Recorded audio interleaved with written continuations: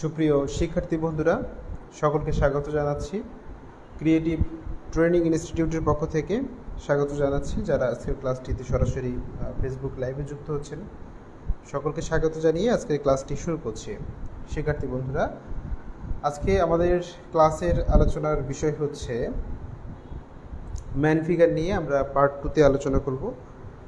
তো তার আগে যারা সরাসরি আমাদের লাইভে যুক্ত হচ্ছেন, ফেসবুক লাইভে যুক্ত হচ্ছেন অলরেডি, তারা সবাই কিন্তু আপনাদের নাম, রোল, ব্যাচ লিখে সরাসরি কমেন্ট করবেন। এবং পরীক্ষা সংক্রান্ত আগামীকাল 29 তারিখ, আগামীকাল আপনাদের ক্লাস টেস্ট পরীক্ষা, একটি তথ্য বিষয় এবং প্র্যাকটিক্যাল বিষয়। তো এই বিষয়ে আমি ক্লাস চলাকালীন সময় বিশেষভাবে আপনাদেরকে বোঝানোর চেষ্টা করব। তো শিক্ষার্থী বন্ধুরা, আজকের আলোচনার বিষয় হচ্ছে ম্যান ফিগার। তো যারা এই মুহূর্তে আমাদের লাইভে যুক্ত হয়েছেন, আপনারা সবাই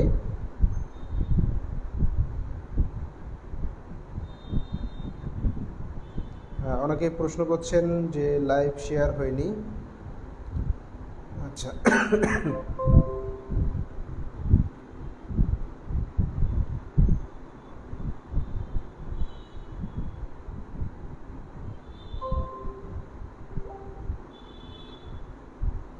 তো দেখতে পাচ্ছি অনেকে যুক্ত হয়েছেন আজকের ক্লাসটিতে। শিক্ষার্থী বন্ধুরা, যারা যুক্ত হয়েছেন তারা অবশ্যই আপনার নাম, রোল, ব্যাচ লিখে কমেন্ট করুন। আগে নাম, রোল, ব্যাচ লিখে কমেন্ট করবেন, তার পরবর্তীতে আজকের ক্লাসটিতে শিক্ষার্থী বন্ধুরা যারা যুক্ত হয়েছেন,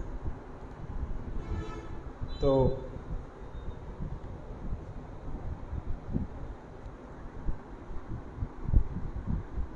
সবাই নাম, রোল, ব্যাচ লিখে কমেন্ট করুন এবং ক্লাসটি অবশ্যই শেয়ার করবেন। এবং কারা কারা শেয়ার করছেন অবশ্যই কমেন্টে একটু প্লিজ লিখে কমেন্ট করুন যে আমরা শেয়ার করেছি। ওকে, যুক্ত হয়েছেন দেখতে পাচ্ছি প্রশান্ত বিশ্বাস যুক্ত হয়েছেন, দেব যুক্ত হয়েছেন, ইলিয়াস হুসাইন, লিটন কুমার, অনুরূপা বিশ্বাস, মৌসুমী খানম, শিল্পী দেবনাথ, মিতা হালদার, হঠাৎ আলো ঝলকানি, সাইম আহমেদ। এরপর হাসিফ মাহমুদ, মেহেদি খান,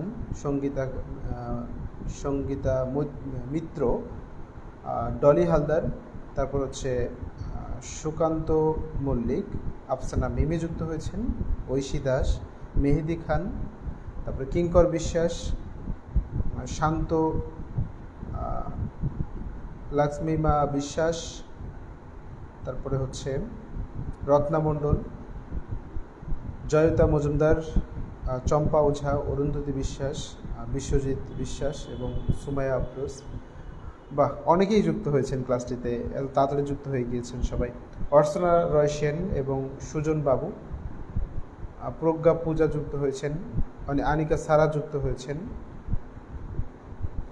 তারেক আহমেদ না তারেক হামিদ যুক্ত হয়েছেন, হাসিফ মাহমুদ যুক্ত হয়েছেন, তানজিন নাহার যুক্ত হয়েছেন। আচ্ছা, সুমাইয়া আফরোজ বলেছেন যে ক্লাসটি শেয়ার করেছি। ফাতেমা আক্তার বলেছেন, ফাতেমা আক্তার যুক্ত হয়েছেন ক্লাসটিতে। লক্ষ্মীমা বিশ্বাস ক্লাসটি শেয়ার করেছেন এবং আরও শেয়ার করেছেন জয়িতা মজুমদার। ইসমাইল হোসাইন বলেছেন, স্যার কেমন আছেন? অনেক ভালো আছি, আশা করি আপনারা অনেক ভালো আছেন পরম করুণাময়ের অশেষ কৃপায়। লিটন কুমার মণ্ডল শেয়ার করেছেন, অনুরূপা বিশ্বাস শেয়ার করেছেন, এরপরে রত্না মণ্ডল শেয়ার করেছেন, সাদিকা শেয়ার করেছেন, সাদিকা মুনমুন। এরপরে রমজান আলী শেয়ার করেছেন, তারপর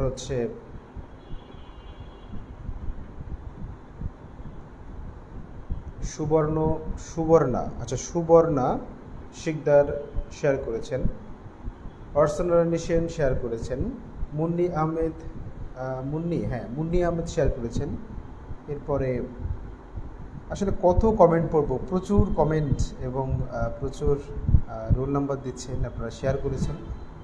তো শিক্ষার্থী বন্ধুরা, আমি প্রত্যেক দিন বলে থাকি এবং আজকেও বলছি, ক্লাসটা অবশ্যই শেয়ার করতে হবে।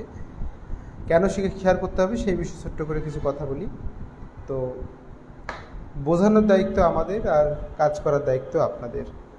এখানে ক্লাসটি যে আজকে আপনারা শেয়ার করছেন, আজকের এই ক্লাসটি হয়তোবা সারা বাংলাদেশ থেকে বিভিন্ন জায়গা থেকে মানুষরা আজকের ক্লাসটি দেখছেন।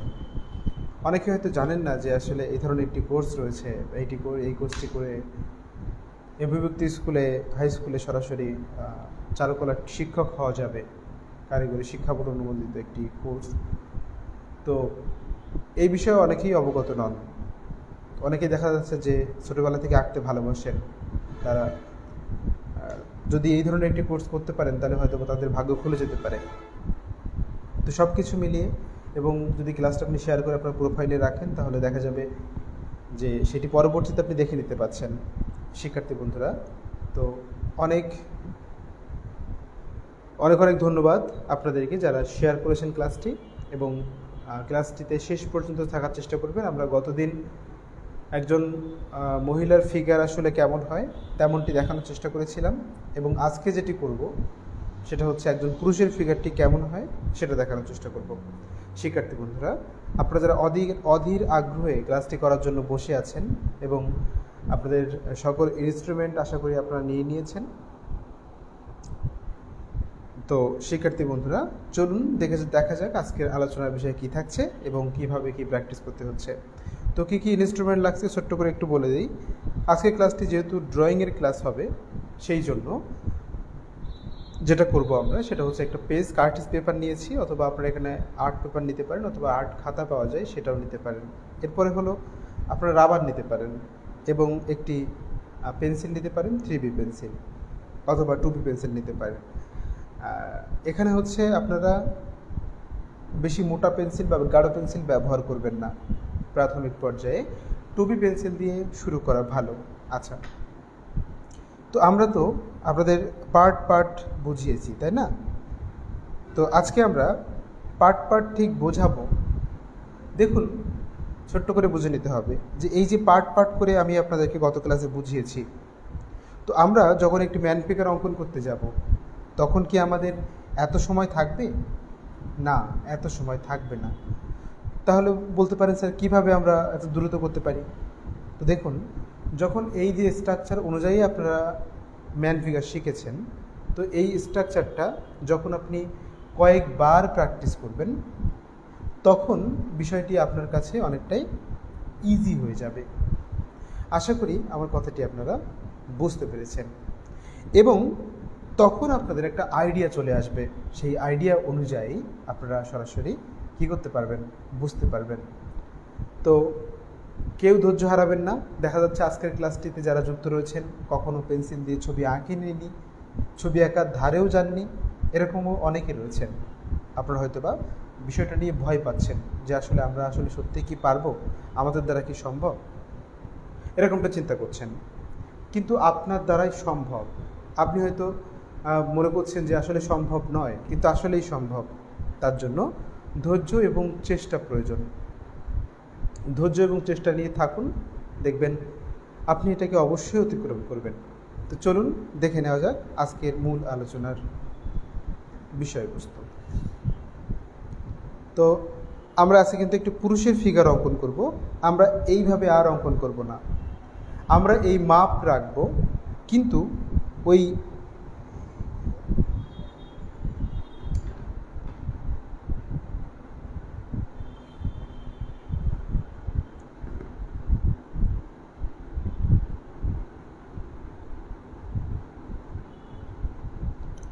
তো শিক্ষার্থী বন্ধুরা, ঠিক একইভাবে আমরা একটি মাথা আঁকার জন্য আমরা একটি ওভাল টাইপের একটি বৃত্ত অঙ্কন করব। আমি বারবার বলে থাকি যে যদি আপনার কি করতে হয়, একটি মানুষের ফিগার অঙ্কন করতে হয়, তাহলে মাথাটা একেবারেই গোল না করে আপনারা একটু লম্বাটে করবেন, ওপর নিচে একটু লম্বাটে থাকবে। আচ্ছা, আমি দেখেছি আপনারা গতকাল অনেক ছবি অঙ্কন করেছেন এবং সেটা আপনারা আমাদের চারুকলা আইসিটি প্রশিক্ষণ কলেজ নামে যে গ্রুপটি রয়েছে সেখানে পোস্ট করেছেন। আপনাদেরকে অসংখ্য ধন্যবাদ জানাচ্ছি এবং শুভেচ্ছা জানাচ্ছি যে আপনারা কিন্তু সকলেই 70% পেরিয়ে গিয়েছেন। আমি সকলের ফিগার দেখেছি, ম্যান ফিগার দেখেছি, সকলে কিন্তু 70% পেরিয়ে গিয়েছেন। সুতরাং ভয়ের কোনো কারণ নেই। চলুন আমরা সবাই মিলে একসাথে এগিয়ে যাই। দেখুন, আমি কিন্তু এই মাপেই করব, কিন্তু এই মাপগুলো আমি এখানে দিয়ে নেব না। এটা হলো আজকের ক্লাসটা একটু আমরা উপরের লেভেলে প্র্যাকটিস করব। তো আমি কিন্তু দেখুন, আমি কিন্তু কী করে নিই, এই রেখাটা দিয়ে নিইনি, কিন্তু এই রেখা আছে এটা মনে মনে ভেবে নিতে হবে। এবার দেখুন, ঠিক এই সাইড থেকে এমন করে দিন, গলাটা হলো, দেখবেন মহিলাদের গলার তুলনায় পুরুষদের গলা কিন্তু সাধারণত মোটা হয়ে থাকে, তুলনামূলক মোটা হয়। এরপরে আসুন দেখুন, যদি আমরা এখান থেকে এই সাইডে আসি এবং এই সাইড থেকে আমরা এই সাইডে আসি, একটু চিকন হয়ে গিয়েছে, আর একটু মোটা করতে হবে, কারণ এত লম্বা করলে আর একটু মোটা না করলে হবে না, একটু ওয়েট করুন।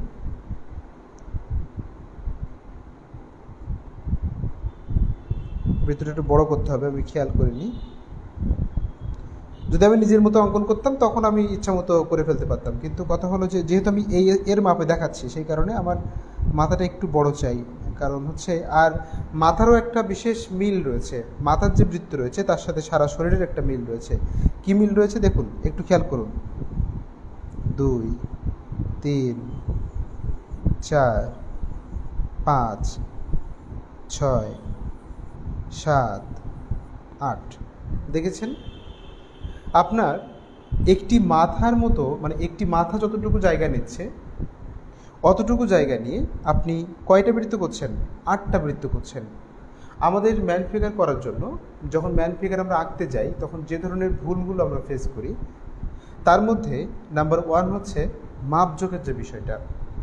মাথার তুলনায় ঘাড়টা কতটুকু বড় হবে, হাতটা কতটা লম্বা করা উচিত, বডিটা কত মোটা করা উচিত, আবার বডি থেকে আবার পাটা কতটুকু লম্বা করা উচিত, হাজারো প্রশ্ন আমাদের মনের মধ্যে চলে আসে।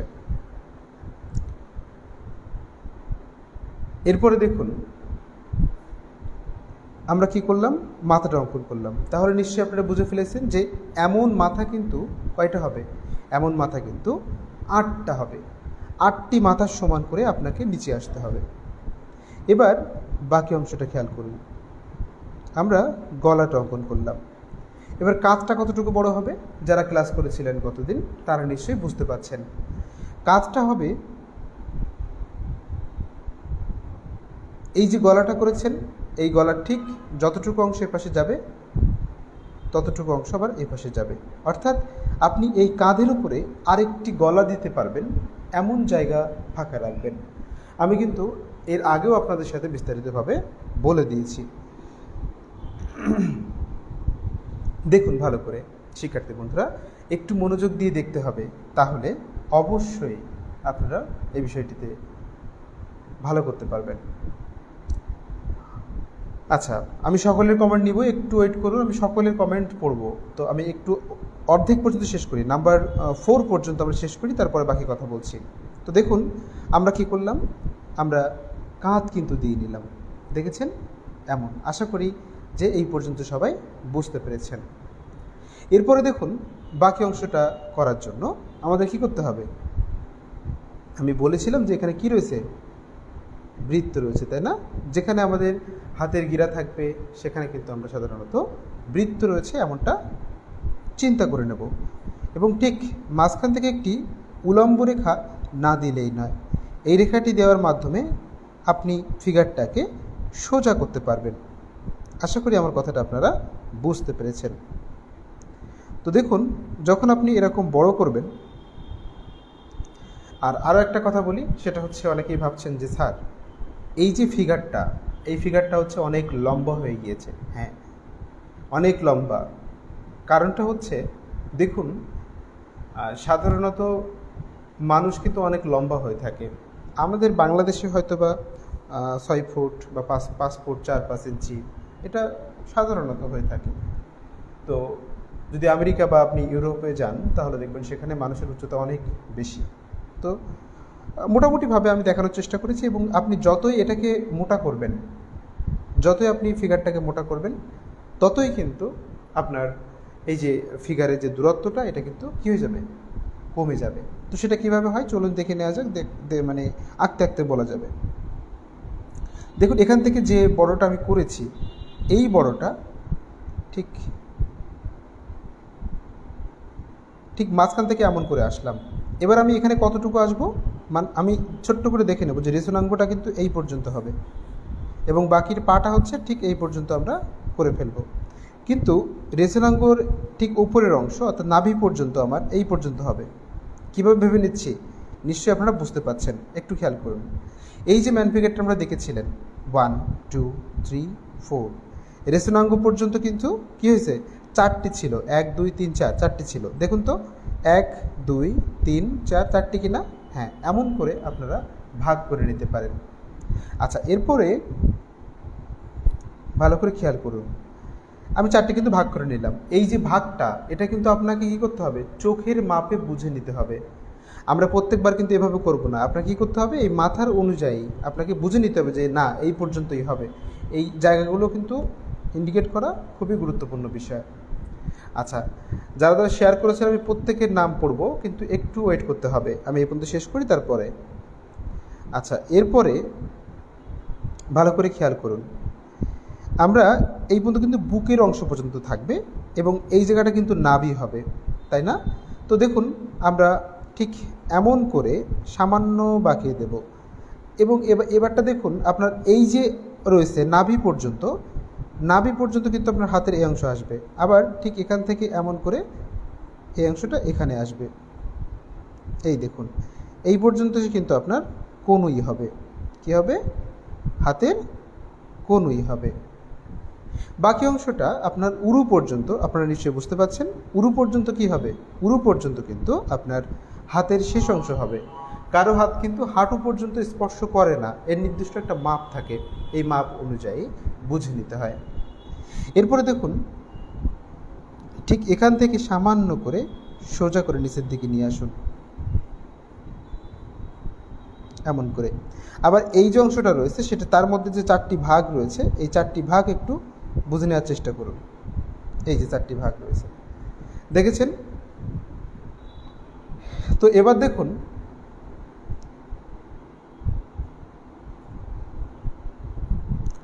হাঁটু কিন্তু এই পর্যন্ত থাকবে, এখানে হাঁটু হবে, আর এখানে কি হবে, রেশনাঙ্গের শেষ অংশ এখানে মাজা পর্যন্ত হবে। বাকি অংশটা ভালো করে দেখে নিন। কোথায় কোথায় পরিবর্তন হচ্ছে, একটা মহিলার থেকে একজন পুরুষের কোথায় কোথায় পরিবর্তন হয়, এই জিনিসগুলো কিন্তু বুঝে নেওয়া খুবই জরুরি। সেই জন্য কিন্তু ক্লাসটা শেষ পর্যন্ত করতে হবে। এবার দেখুন, এবার আসুন, এবার দেখুন এখানে কিন্তু আরও একটি কী রয়েছে, এখানে কিন্তু আরও একটি বৃত্ত রয়েছে। তো এবার দেখুন আমরা কিন্তু সাধারণত কি করব, এই পর্যন্ত বুকের অংশটুকু করার চেষ্টা করব।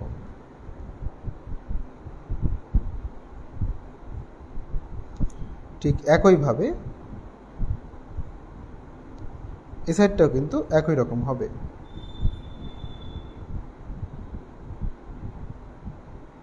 এখান থেকে সোজা হবে,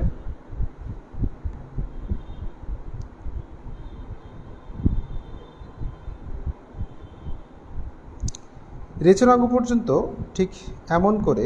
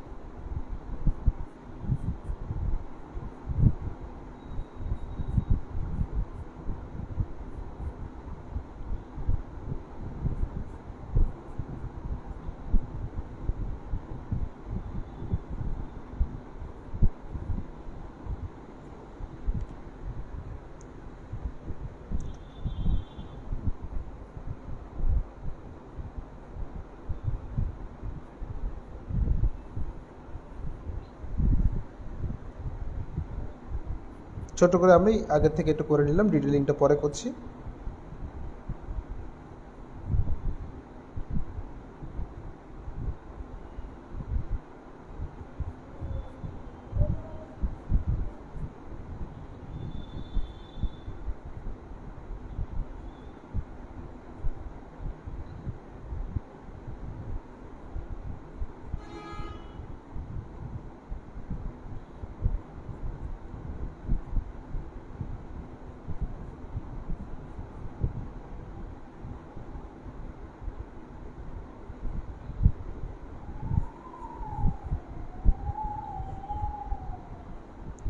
আসলে এই জায়গাটা একটা ছোট্ট প্রবলেম হয়েছে কি, এখানে ছোট্ট প্রবলেমটা হলো আসলে এই মানুষের যে ফিগারটা একটু সামান্য ডিস্টেন্স রয়েছে, সেই জিনিসটা আমি তো আগের থেকে দেখিনি।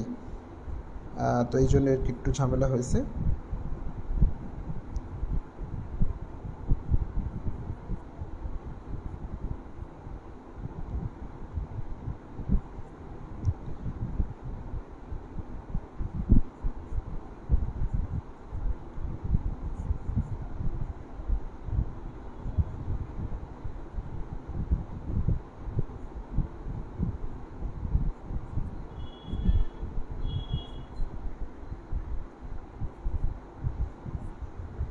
এই দেখুন, আস্তে আস্তে এটাকে ডিটেলিং করতে হবে। এটা কিন্তু সাধারণ করে নিলাম, এমনভাবে হবে এরকমটা আমি জেনে নিলাম। এবার এটাকে কোথায় কোথায় পরিবর্তন করলে একদম একটা সুন্দরভাবে একটা ফিগার আসবে, সেটা ছোট্ট ছোট্ট করে দেখে নেওয়া যায়। দেখুন, এবার আমরা কি করব, এটাকে সামান্য করে মুছে নেব। মোটামুটিভাবে এই মুছে নিলাম। বাকি অংশটা এবার ভালো করে দেখে নিন। এখান থেকে সামান্য আসতে হবে, সামান্য এসে এখান থেকে সোজা এরকম ঘাটটা এরকম হবে। আবার এই জায়গাটা কিন্তু পুরুষদের মোটা হয়ে থাকে, এই যে জায়গাটা দেখতে পাচ্ছেন, ঠিক অপোজিট সাইডটা একবারে করে নেবেন।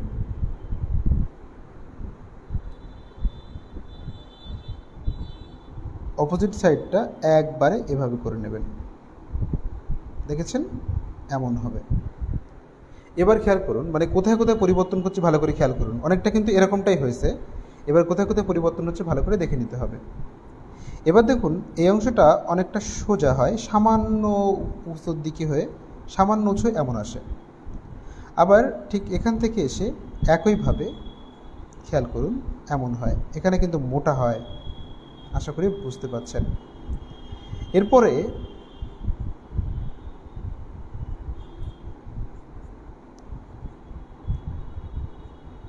এই দেখুন, দেখেছেন, এখানে কিন্তু হাতে যে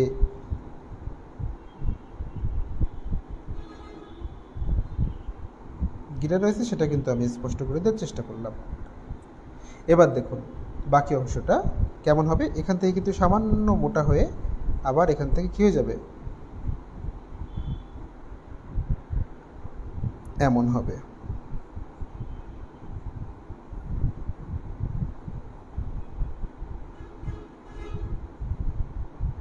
হাতটা এমনভাবে সুন্দর করে সোজা করে দিন, দেখেছেন।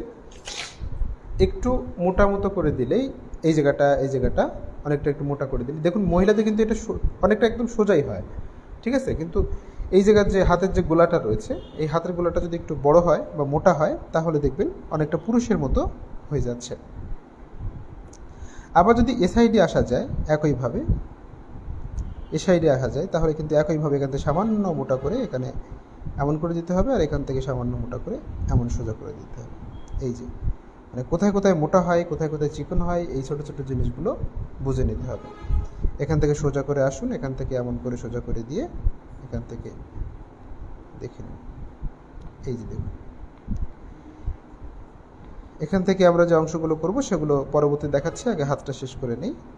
দেখুন এই যে, এবার এই অংশটা নিচে এরকমভাবে টেনে দিন। একইভাবে বলেছিলাম যে এই জায়গাটা কিন্তু কী হবে, মোটা হবে। হাতের যে গোলা থাকবে, হাতের গোলা কিন্তু সাধারণত মোটা হবে। এই যে দেখুন, দেখেছেন।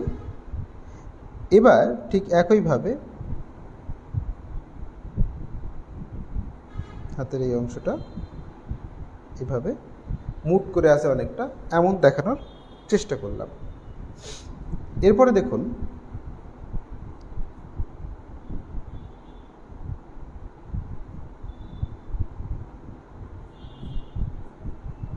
এভাবে নিচে আসুন, নিচে এসে অনেকটা সোজা করে দিয়ে এমন করে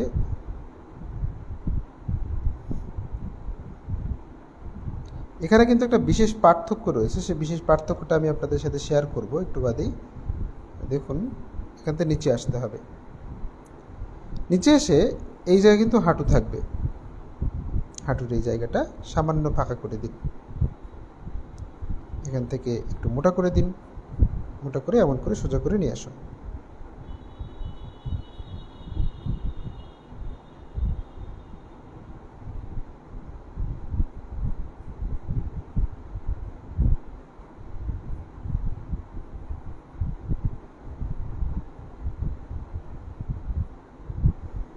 এই দেখুন, দেখেছেন? তাহলে একটা মহিলার ফিগার আর একটা পুরুষের ফিগারের কিন্তু পার্থক্যটা আপনারা ছোট ছোট করে বুঝতে পারছেন কোথায় কোথায় পার্থক্য রয়েছে। দেখুন, বুকের এইখানে কিন্তু বিশেষ পার্থক্য রয়েছে। দুই সাইডে হাতের যে যে বাহুটা রয়েছে, এই বাহুতে কিন্তু বিশেষ পার্থক্য রয়েছে। এবং এই জায়গা দেখুন, এই জায়গাটা কিন্তু এই জায়গাটা শক্ত, এটা কিন্তু সাধারণত বোঝা যাচ্ছে, গোলাগুলো বিশেষ মোটা হয়ে গিয়েছে। তো এরকম করে আমরা সাধারণত পার্থক্যটা বুঝে নিতে পারি। এরপরে বিভিন্নভাবে কীভাবে সাধারণত মানুষ যখন বিভিন্ন অবস্থায় কর্মরত অবস্থায় থাকে, কেউ শুয়ে থাকে, কেউ কাজ করছে, তখন সেই ফিগারগুলো কীভাবে আনতে হবে, এটা কিন্তু মোটামুটি একটা ধারণা। এরপরে এখন কিন্তু আসল কাজ শুরু হয়নি, এরপরে আমরা বিস্তারিত বিশেষভাবে দেখানোর চেষ্টা করছি। তো আশা করি এই পর্যন্ত আপনাদের কাছে মোটামুটিভাবে ক্লিয়ার হয়েছে।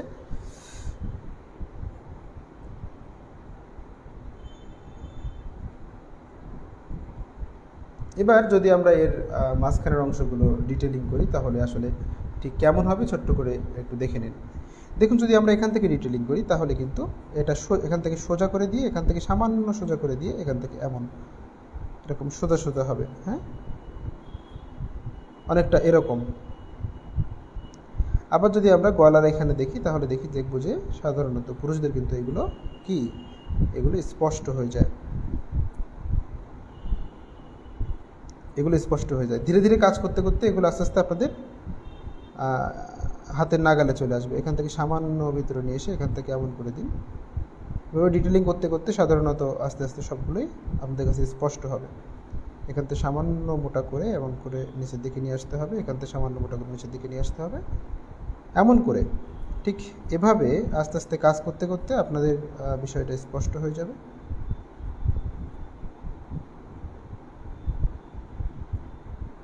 এমন করে আস্তে আস্তে কাজ করতে হবে।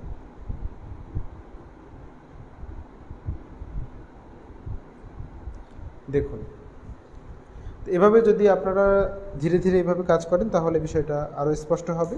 তো শিক্ষার্থী বন্ধুরা, যেহেতু আমরা ম্যান ফিগার নিয়ে বিশেষ আলোচনা করছি, সুতরাং এখানে হচ্ছে আরও যে পরিবর্তনগুলো রয়েছে এবং বিভিন্ন অবস্থায় মানুষ যখন থাকে তখন ঠিক কেমন হয় সেই জিনিসটা দেখাবো। তার আগে ছোট্ট করে কিছু কমেন্ট নিয়ে আসি, তারপরে বাকি কাজটা করছি। তো দেখতে পাচ্ছি অনেকেই ক্লাসটি শেয়ার করেছেন এবং যারা যারা শেয়ার করেছেন তাদের নাম ঘোষণা করছি। সর্বশেষ যারা শেয়ার করেছেন এবং হীরামণি যুক্ত হয়েছেন, সুজন হোসাইন যুক্ত হয়েছেন, লাবিব আল হাসিম যুক্ত হয়েছেন, এরপরে কাকুলি সরকার যুক্ত হয়েছেন, আফসানা মিম যুক্ত হয়েছেন এবং শারমিন আক্তার যুক্ত হয়েছেন, প্রণীত মল্লিক, কনক দেউরি, এবং এনারা সবাই রোল নম্বর দিয়েছেন এবং শেয়ার করেছেন ডলি ব্যানার্জি না কি যেন, আচ্ছা যাই হোক, উপরে চলে গেল, দেখতে পেলাম না। আচ্ছা, এরপরে হচ্ছে সঞ্জনা কি আছে। আচ্ছা, আপনারা হচ্ছে এই যে দ্রুত কমেন্ট করেন তো সবগুলোই উপরে চলে যাচ্ছে। আচ্ছা, তো হচ্ছে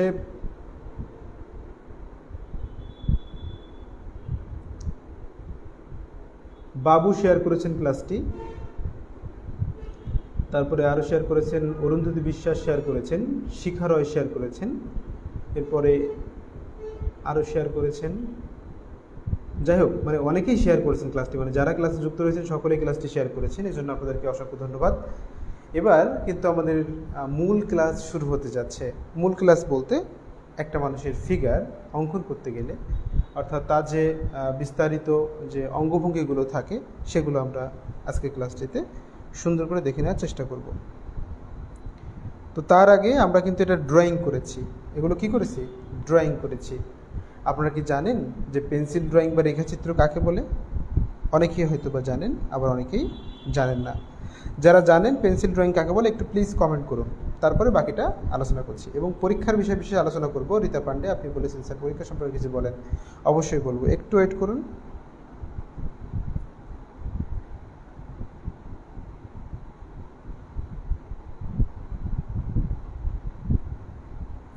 আচ্ছা, রেখাচিত্র কাকে বলে যারা জানেন তারা লিখতে থাকুন। আচ্ছা, আমরা অন্য একটি ক্লাসে ওন ম্যান ফিগারের বাকি অংশটা আমরা যে কর্মরত মানুষ, বিশ্রামরত মানুষ, তাদের অঙ্গভঙ্গিটা ঠিক কেমন হয় সেটা আমরা বিশেষ আলোচনা করার চেষ্টা করব। আজকে যেহেতু ক্লাসের অনেক টাইম হয়ে গিয়েছে, তো এই কারণে পরীক্ষার বিশেষ আলোচনা করে ক্লাসটি আমি শেষ করব। তো আগামীকাল 29 তারিখ, আপনারা জানেন যে 29 তারিখ হচ্ছে আপনাদের হ্যাঁ, লাবিব আল হাসিম, আপনি ক্লাস শেষে আমাকে ফোন দিন, অসুবিধা নেই। তো শিক্ষার্থী বন্ধুরা, আপনাদের আগামীকাল হচ্ছে ক্লাস টেস্ট পরীক্ষা হবে। ক্লাস টেস্ট পরীক্ষাটা হচ্ছে সাধারণত আপনাদের একটি তত্ত্বীয় বিষয় এবং ব্যবহারিক বিষয়ের উপরে। আপনারা 10 তারিখ থেকে 10/8/2022 থেকে যে ক্লাসগুলো করছেন, আজ পর্যন্ত যে ক্লাসগুলো পেয়েছেন, এই ক্লাসগুলোর উপরে ব্যবহারিক ক্লাস হবে। এবং আমি রুটিনটা আপনাদের সরাসরি ফেসবুক, আমাদের যে মেসেঞ্জার গ্রুপ রয়েছে সেই মেসেঞ্জার গ্রুপে দেওয়ার চেষ্টা করব। আচ্ছা, মেসেঞ্জার গ্রুপে দিয়ে দেব। এবং এখানে যেটা হবে, তত্ত্বীয় বিষয় একটি, তত্ত্বীয় সাবজেক্টটির নাম সবাই একটু লিখে নেন। যে ক্লাসটি, যে পরীক্ষাটি হবে কোন সাবজেক্টের উপরে, আপনাদের দুইটি তত্ত্বীয় বিষয় রয়েছে, একটা হচ্ছে হিস্টোরি অফ অ্যানসিয়েন্ট আর্ট রয়েছে এবং আরেকটি সাবজেক্ট রয়েছে art media, art materials and techniques. তো আপনাদের পরীক্ষা হবে সাধারণত art media, art materials and techniques, এই যে সাবজেক্টটি রয়েছে, অর্থাৎ শিল্পের মাধ্যম, করণ কৌশল বলে যে উপকরণ ও করণ কৌশল বলে যে সাবজেক্টটি রয়েছে, এই সাবজেক্টের উপরে পরীক্ষা হবে।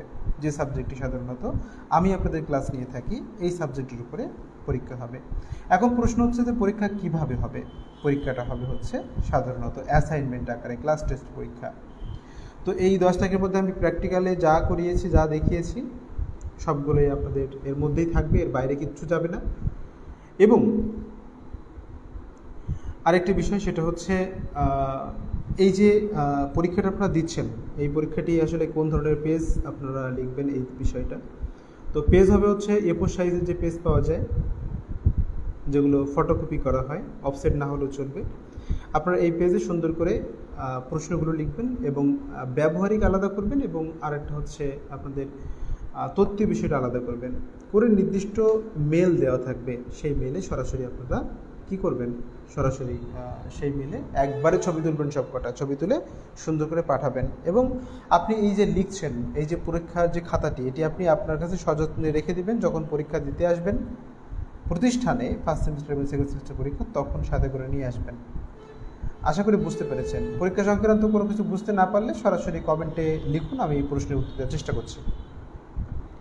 আচ্ছা, এরপরে শুধু পেন্সিল ব্যবহার করে যে ছবি আঁকা হয় তাকে পেন্সিল ড্রয়িং বলেছেন। সুজন ব্যাপারী সঠিক বলেছেন। শুধুমাত্র পেন্সিল ব্যবহার করে যে চিত্র অঙ্কন করা হয় তাকে রেখাচিত্র বলে। সুমাইয়া আফরোজ বলেছেন, সঠিক বলেছেন। এরপরে হচ্ছে আর কেউ স্যার, এরপর হচ্ছে রেখাচিত্র এবং ড্রয়িং দুটোই একই। শুধুমাত্র পেন্সিল ব্যবহার করে রেখার মাধ্যমে যে চিত্র অঙ্কন করা হয় তাকে রেখাচিত্র বলে। Very good. প্রজ্ঞা পূজা পাল বলেছেন, ভেরি গুড, অসংখ্য ধন্যবাদ। স্যার আমাকে মেসেঞ্জার গ্রুপে অ্যাড করেন, আপনি ক্লাস শেষ হওয়ার পরে আমাকে ফোন দেন, আমি বাকিটা দেখছি। আচ্ছা, আপনি হচ্ছে সরাসরি 81 নাম্বার যেটা রয়েছে এবং 91 যে নাম্বারটি রয়েছে অফিসিয়াল নাম্বার, আপনি এই নাম্বারে ফোন দিয়ে আপনার মেসেঞ্জার গ্রুপে অ্যাড হয়ে নিতে পারেন। এরপরে হচ্ছে স্যার আমি কোনো শিট পাইনি মেলে। আচ্ছা, এই বিষয়টি আপনি আমি দেখব, কিন্তু আপনি আমাকে কি করবেন, একটু বাদেই ফোন দেবেন, তারপরে আমি দেখছি কী করা যায়। আচ্ছা, আপনার মেলে হয়তো বা সমস্যা রয়েছে। এরপরে হচ্ছে মিলন বৌদ্ধ বলেছেন স্যার। আচ্ছা, আবার ওপরে উঠে গেল, যে কমেন্টগুলো ওপরে উঠে যায় তো এই জন্য আর কি দেখা যায় না, আবার নিচেও আনতে অসুবিধা হয়। তো এরপরে হচ্ছে মিলন বৌদ্ধ বলেছেন যে স্যার মেইলে তো এক্সাম কোশ্চেন পাই নাই। আচ্ছা, এক্সাম কোশ্চেন পাবেন আগামীকাল দুপুর 12টার মধ্যে পাবেন, এবং ওখানে টাইম উল্লেখ করা থাকবে, বিস্তারিত প্রশ্নে দেওয়া থাকবে। আপনাদের মেল চেক করবেন, আগামীকাল দুপুর 12টার মধ্যে আপনাদের মেল চেক করবেন। আচ্ছা, তার মধ্যে আপনি পেয়ে যাবেন আমরা মেসেঞ্জার গ্রুপে, এবং আমাদের যে চারুকলা আইসিটি প্রশিক্ষণ কলেজ নামে যে গ্রুপটি রয়েছে আমরা সেখানে দেওয়ার চেষ্টা করব। এরপরে হচ্ছে